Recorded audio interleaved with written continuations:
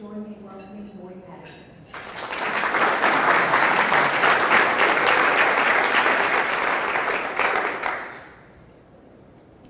Thanks, Gina. It's good to be here. Thank you. Yes, I'm happy to be here. The topic we're going to talk about is something I know about a lot. Can everybody hear me okay, by the way? Okay. I like to move around, so I'm just trying to project. Start with a physics lesson. Okay? Everybody look at their hand for a second. Just put it right in front of you. Look at the palm. Now close it. Where does the fist get its power? Bringing these fingers together. Talking in terms of physics, why is this formation of a hand stronger than this? Anybody? Mass. What's that? Mass? Yes. The mass, it's brought together, that's for sure. Any other comments? Strength in numbers. Yes. Bring it all together. That's pretty much it. When you bring things together, that's where the power truly exists. And that's exactly what needs to happen in Chattanooga when we talk about gang violence and youth violence. History lesson.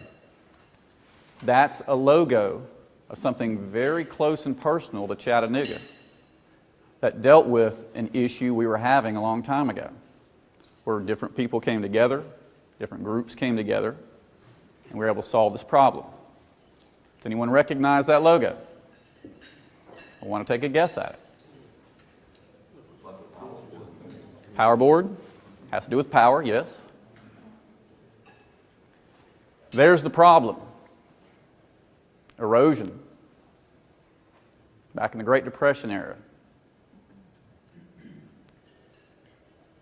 Any other guesses now?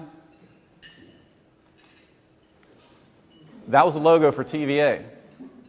Bringing electricity for all. And it was a great partnership of private partnership, public partnership, volunteers, people that cared about this problem. And by coming together, we were able to create something that was very pretty, very beautiful. It went beyond supplying power, and it was one of the first big steps to getting things to where we have them now. We've got a beautiful riverfront now. A lot of the economic development has used the river and the local resources as a huge asset, and it's great. I'm here to tell you today about another issue that's facing us. In this time period, the same type of collaboration and coming together is going to be required for us to get over this as well, which is good because that is our history. And that is a street gang issue, something I've learned a lot about. I've practiced in the court system for a long time, and I've seen it progress over the years to where we have it now. The comprehensive gang assessment that we did with the Gang Task Force, one of the most comprehensive in the nation, according to the National Gang Center.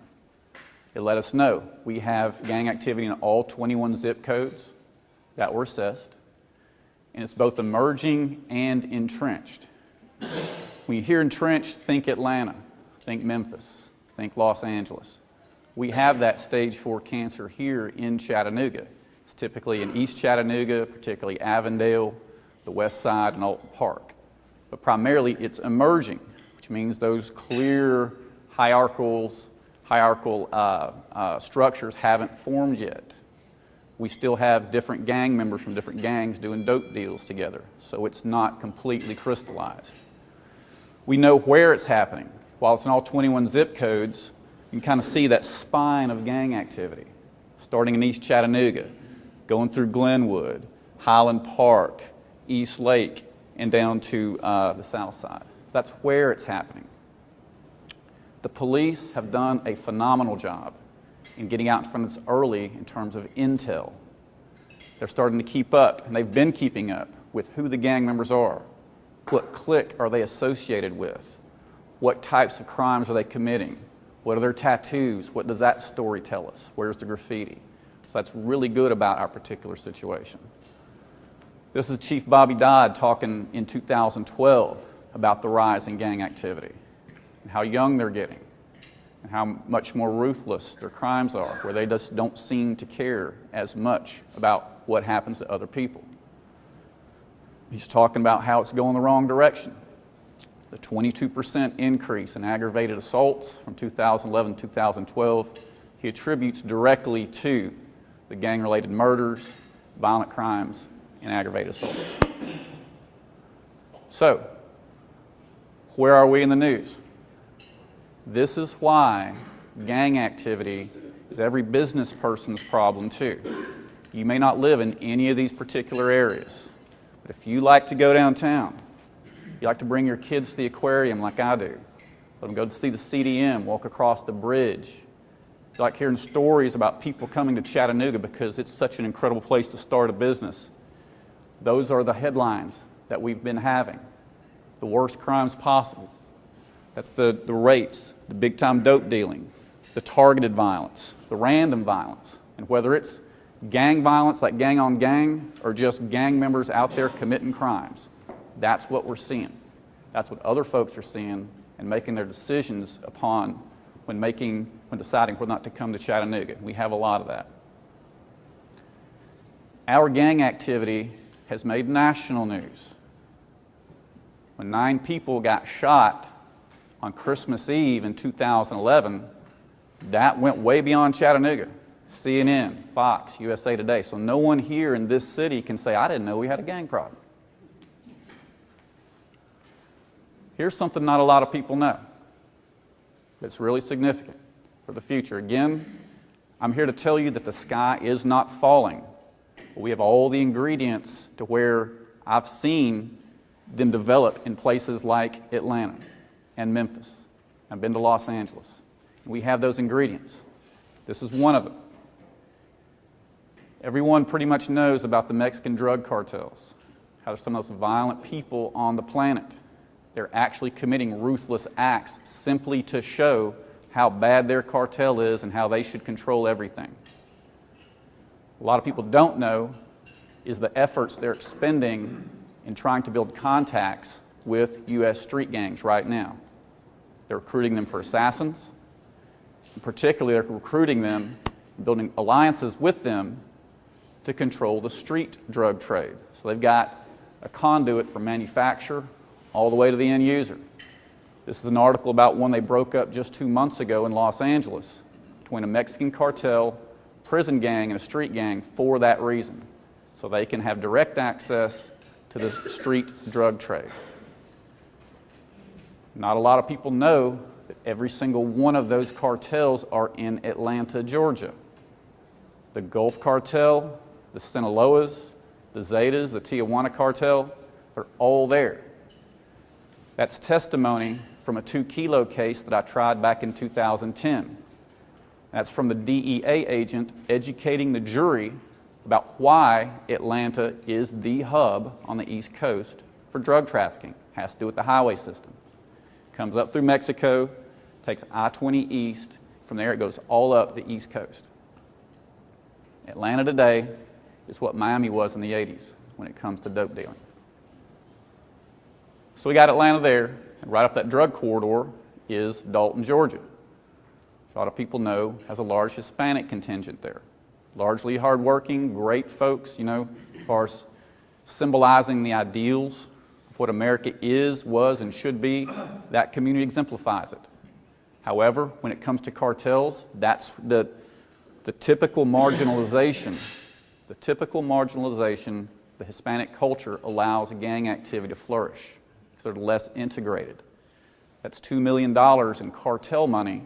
It's caught going back to Mexico in Whitfield County, which, as you know, borders Hamilton County. Belong to a cartel with ties to Dalton, Georgia. And you know, from Dalton, we're right up the street. Those are pictures of the Hispanic gang graffiti in Chattanooga right now. Again, it's really nascent. It's not as bad as the other types of gangs we do have here. But I'm telling you, we have all the ingredients for a major gang problem right now. We're not Atlanta yet. We're not Memphis yet. We're not Houston or North Miami Beach. But the next 8 years are going to be key in determining where Chattanooga goes on this particular crossroads. Are we going to come together? Are we going to all recognize that?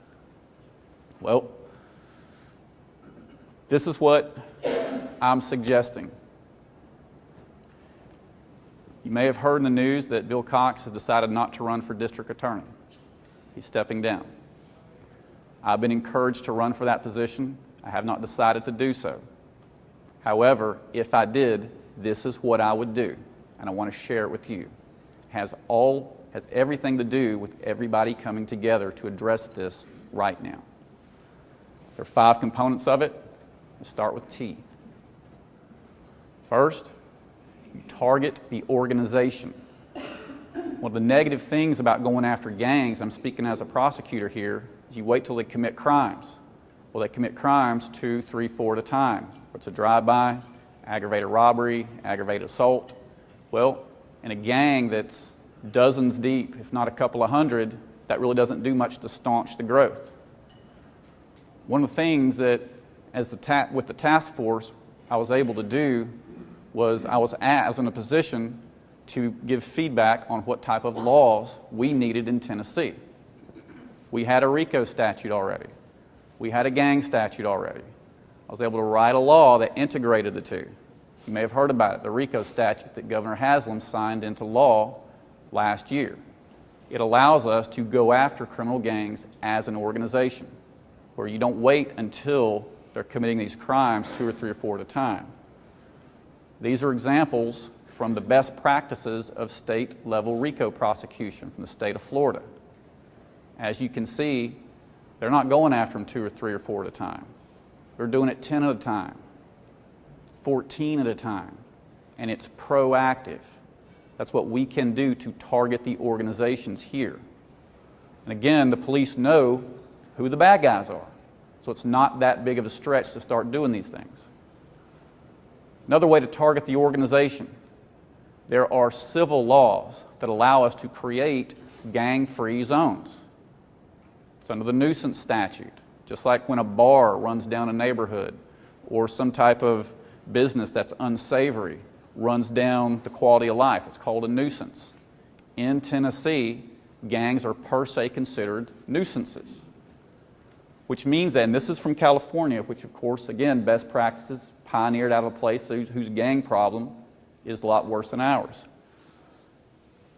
You tell the gangs that they cannot associate within this gang-free zone. Well, it's just a violation of a civil order, no real jail time. But what these gang-free zones allow the police to do is when they see gang members hanging out in these areas, they're allowed to pat them down and arrest them on that civil violation. Whatever guns or dope they have on them suddenly turns it into a criminal case. And practically what happens, according to the folks in California I've spoke to about this, gang members just leave. They get out of the neighborhood. They're not hanging out in the corners anymore.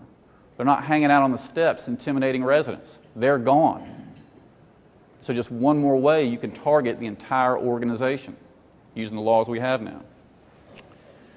Nashville actually filed the first one in the state against a Kurdish gang. It became final earlier this year. Memphis filed their nuisance statute about 2 weeks ago. So again, these are best practices from other places that we can implement here in Chattanooga as well. And we know where the gangs are committing their crimes. Second thing, technology. I was part of the team that brought new technology to the courtroom. I have an app on the App Store, which is an incredibly creative experience. It really opened my eyes to how technology can be used in 2013. This is 5000angels.com, which is a website designed for the Children's Advocacy Center that allows citizens to give messages of hope to these victims of child abuse and their families, because typically they have to be held confidential. Check out, if you don't remember anything else from today, check out 5000angels.com. This is something where, again, from developing an app, it really opened my eyes to what we can do with technology in the gang fight as well. On the left, you see what's called CGIS. It's where the court database is maintained. It's where all the court cases are, where all the defendants are. I went to Mayor Coppinger and asked him if he could build a program that would allow the court database to interface with the gang intel. And by his leadership, we got it done. And so right now, we have a gang docket. We were catching the gang members when they were coming through on the aggravated assaults and the drive-bys. Now we've got them on the DUIs, the domestic assaults, the simple possessions, things that are slipping through the cracks on. And that's just a really easy way where if you want to hammer the gangs from top to bottom, this is one example of how we can use technology to do that. There's something called link analysis. It's used by the FBI against Al-Qaeda. It's used by the TBI against these sex trafficking rings you may have heard about. And basically the way it works is you dump all the data from all the reports and all the agencies on a particular issue or crime. And you start seeing where those links emerge. What houses keep popping up? What vehicles keep popping up? What street names keep popping up? That's what it looks like. And it allows you to see, by the use of technology, these organizations. IBM builds new technologies for free if they can figure out a way to monetize it later. Last year, I was able to get, after a number of phone conferences through their teams, an IBM team flew in to Chattanooga and met with me, RICO prosecutors from Florida, and Bill Cox. Started building started exploring this. It all got put on hold when the task force got scrapped. But I'm telling you, that's all stuff that's in the box right now that can be picked back up again. Again, use of technology to take things to the next level against the gangs. Tough trials. People outside the legal profession may not get this as much as lawyers do. Picture those X's there as all the gang members in Chattanooga. The police are going to arrest some of them. Some are always going to get away, but we're going to arrest some of them. Of those cases, as lawyers know, you don't determine the facts that you're brought. Some of those cases are great. Some of those cases, the defendants confessed. The witnesses aren't intimidated. It's on video, something like that. The overwhelming majority of those cases are difficult. They're challenging. The witnesses are intimidated. Once they find out it's a gang case, they don't show up for court. The victim a lot of times is another gang member or a dope dealer, not real sympathetic. And then of course there's some cases that do need to get dismissed. They just, the police, it's just not there to get it up to probable cause. It gets dismissed on a suppression hearing. That's part of the game. I understand that. There's a tendency for folks who don't like to lose to not stray into that realm of tough cases. Well, one of the things that has to happen when you're fighting gang cases is that you have to be willing to stray into that realm, especially when it comes to gang leaders and repeat violent offenders. You have to be willing to take it on the chin every now and then. You have to be willing to, if the judge can get it and the jury can get it, and you put together the best case possible and the jury lets them go, well, that's no different than you letting them go, except for every now and then you're going to win some of those. If you only win half of those that you ordinarily would not take, those are people that are in jail that ordinarily would be back on the streets. And that's how you can take things to the next level using tough trials. That's something I've always taught. That slide you saw was used in a statewide conference about 2 years ago. I've written about it in the national magazines. Prosecutor. The book that I've written about 404B evidence deals with getting this particular type of evidence of prior crimes before the same jury. It's where a jury hears about dope dealing on a particular case, but also hears about the defendant's prior dope dealing convictions or gang affiliation. You don't need these tools in confession cases. You need them in tough trials. That's something I've always been pushing, I've always been part of, and always been trying to get folks here to feel the same way about the necessity of going into that realm. Teamwork. Who here has heard of the gang task force before? All right. That's what the gang task force was about. What I've talked about so far is suppression. That is something the district attorney's office has to do. You have to have a tough, collaborative effort against gangs. But for a region to seriously deal with the gang issue that's emerging, you have to have the support and partnerships with churches, mentoring agencies, job training agencies for both young kids and returning felons, social services. All of those things have to be part of it. Family training. Have to get kids interested in education. When that happens, that's when you really get gang members leaving the gang. And it goes beyond reduction of gangs and into building strong youth. That's what needs to happen. That's exactly what needs to happen here in Chattanooga. The last thing, whether I decide to run or not, and I haven't decided to, this is something where I want you to really listen. I really want you to understand this part. You have the power to make that or whatever you think the district attorney's office should be. That's an 8-year position. That's 8 years of working on one direction or another. And so you have the power to get out there and turn out the vote. You have the ability to get out there and decide what you want your city to be. Because I guarantee you this, if you don't, we're all going to be scratching our heads in 5 or 6 years wondering what can we do against the gang problem? What can we do about this? So you have that power to make that decision.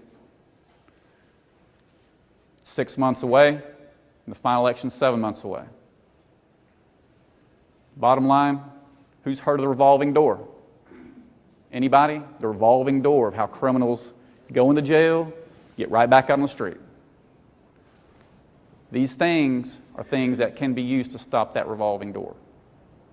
That's based on 10 years of experience in the DA's office, with the gang task force, and what I want to share with you today. Thank you for your time. Is there any questions about any of this stuff? Yes, ma'am. If you set up a gang-free zone, will they not just come over to my neighborhood? That's something where that's a possibility. They could go anywhere. The gang-free zone is not something that gets gang members to decide to suddenly not being in a gang. They're going to go underground or go somewhere else. But see, that gang-free zone can go other places as well. There's not one silver bullet, but it is one more thing to start returning these neighborhoods to the people that live there. And the feedback we're getting from Los Angeles, other places where it's been effective, is the neighbors love it. And there's many more positives than any negatives. Yes, sir. What's the profile of someone that's not in a gang, but possibly they're about to go into a gang? What's the profile of that? One of the most fascinating aspects, the question was, what's the profile of someone that's going into a gang? Let's take a show of hands. Who here thinks that that kids make decisions to join gang members 18 and up, 17 and up, 16 and up? Raise your hand when I hit the magic number. 15, 15, 14, 13, 12. That's it. That is it. Gang members in our area typically make the decision to join a gang sometime between the ages of 11 and 12. So to answer your question, what does the average 11 and 12-year-old think about? You cannot understand gang activity if you do not understand adolescence. Testosterone starts to flow, estrogen starts to flow between the ages of 10 and 14, but the prefrontal cortex, and I'm talking about human beings, period. It's not a black thing, white thing, Hispanic thing, or Asian thing. It's a human thing. Our prefrontal cortex is the area of our brain where we make good decisions or bad decisions. That does not reach maturation till the age of 25 or so. So there's a decade almost of all gas pedal, no brake. And those are things that go through the minds of people that are at risk of joining gangs. Now, one of the most fascinating results of the gang study to me, over 5,000 kids were asked all these questions. One of the questions they were asked was, why do you think kids would be interested in joining gangs. Of the 5,000 students that were broken up into grades 6 through 8, grades 9 through 12, Title I schools and non-Title I schools, they were asked this question. The top 3 reasons given by grades 6 through 8 were the same top 3 reasons given by grades 9 through 12, were the same top 3 reasons given by Title I school recipients, the same 3 reasons given by non-Title I school recipients. Opportunity, meaning poverty or money, belonging, their friends are in gangs, and protection. Opportunity, belonging, protection. That's typical adolescent desire. It's typical adolescent dynamic. So what's going on in these kids, and that's exactly, those are the biological switches that being part of a gang satisfies. They give you opportunity, show you how to make money. They give you belonging in spades. They definitely give you protection. In the terms, in the belief, in the perspective of an adolescent. Yes, sir. What is our capacity in our prison or detention centers, with this escalation? If we stop the revolving door, what is our capacity versus, how do we pay for that? And two, is there a reform process in place to stop the revolving door outside of the prison? If we build a prison, we'll fill it. Yeah. Okay? That's going to happen. It's all about economics and all about money. How few prison beds can you stand to have? My thought on that has always been, you got to save those for the ones who are the repeat offenders and the violent offenders. I wish everyone who continued to commit crimes got some type of consequence. If it comes down to having a bed for a guy that continually smokes pot, or a bed in jail for a guy who continually robs other people, the pot smoker is going to be on the street. The guy who robs people is going to have that bed. So you just have to be smart about who gets those beds. Now, again, that slide I showed you about suppression is a big part of it. But all those other things have to be in place as well. A RICO case can take out 2 or 3 dozen gang members over a long period of time, 12 to 18 months of investigation, prosecution, sentencing. You get the right job training program, you get a great number of mentors, you can take out 20 or 30 gang members a month. So the services that have to be in place to be effective are things that can take out more gang members than even the suppression. And see, that's the great news. You don't have to have a law degree. You don't have to be a police officer. You don't have to be a judge. You can just help. You can want to teach kids how to read, and you can be part of this. The connection between illiteracy and poverty is staggering. And in 3rd grade, when kids quit, when teachers quit assuming that the kids are able to read and just throw them the book and say, here's your book, write me a report, that's when you have the radical divergence, because kids are assumed to know how to read at that level. Well, the kids who don't have those social services, who don't have that support, are going to take a radically divergent path at that point.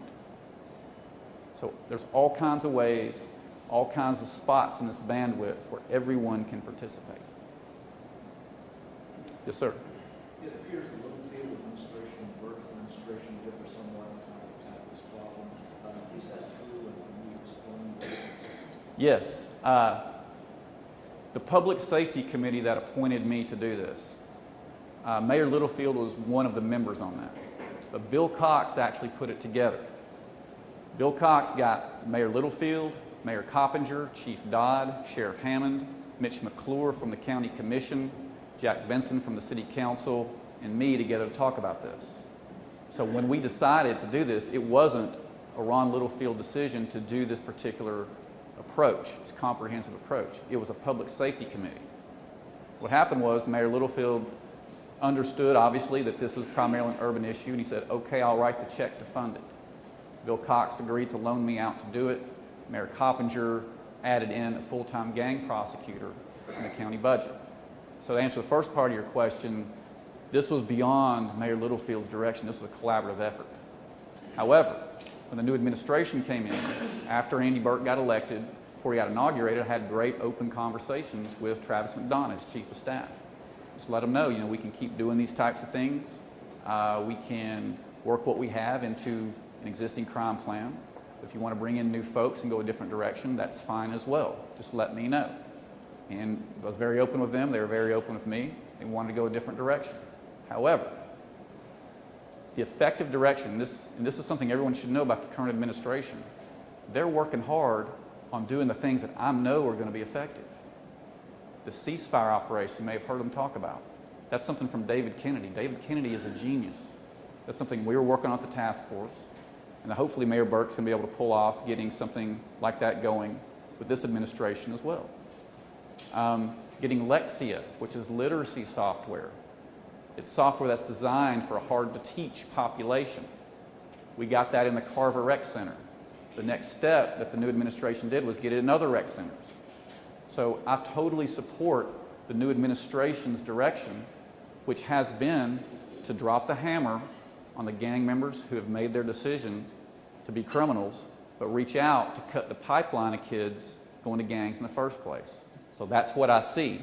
As long as I see that and everyone else sees that, you should have confidence in this new administration to continue making strides against this issue. Yes, sir.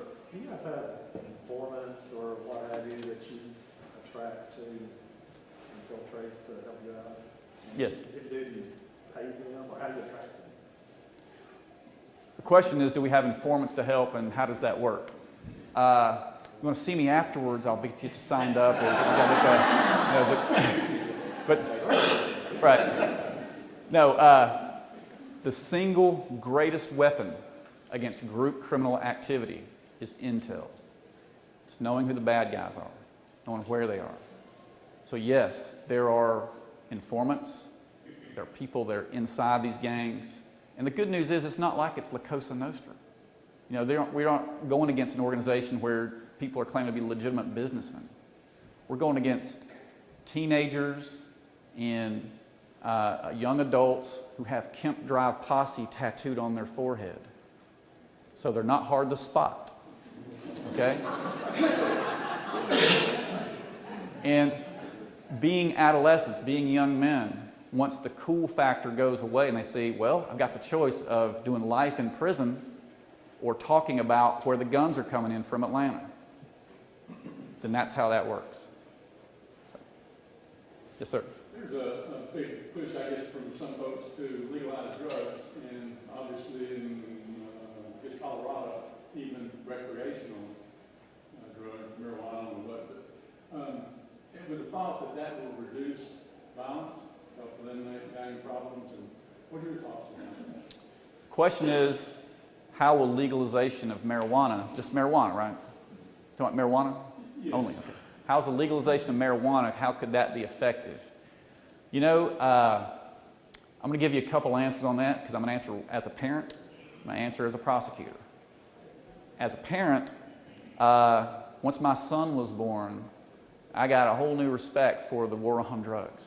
I knew it would probably be very easy for my kids to get it, but if keeping it illegal made it that much harder for them to get it, then I was for it. As a prosecutor, it's illegal. As long as it's illegal, it's a crime. And if it's a crime, if it's a crime, it needs to be prosecuted.